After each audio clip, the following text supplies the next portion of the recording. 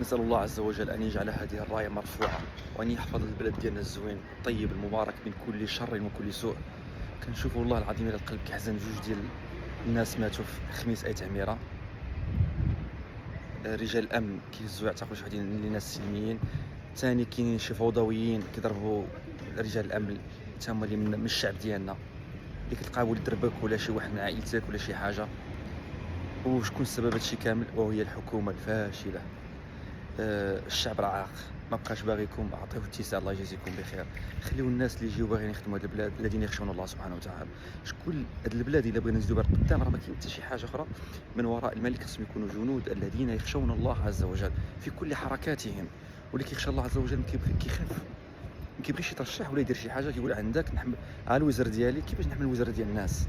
ولكن الا بقى الناس اللي كيخشون الله عز وجل دائما ما باغيش يترشحوا، وشكون اللي كيزيد القدام غير صحاب المصالح وصحاب الشكاره، الدوله ما يمكنش تزيد القدام.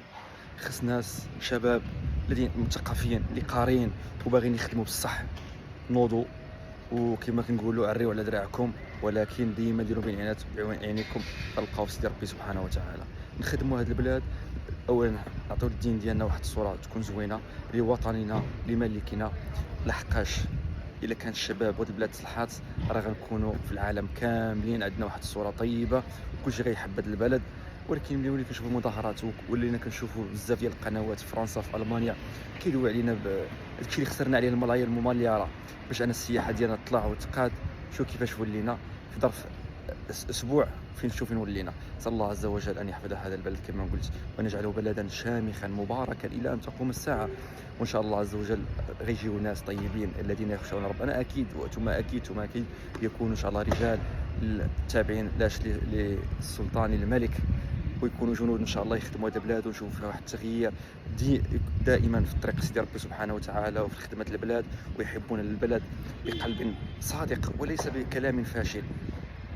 الشعب عاق بالوعود الكاذبه، التعليم والصحه نخدموا عليهم ما كاين والو.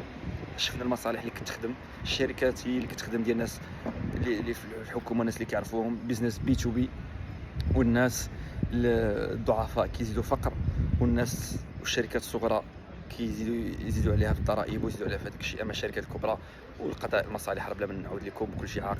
الحكومه الله يجازيكم بخير، عطينا اتساع وبغينا الناس يخشون الله عز وجل. دمتم في رعايه الله.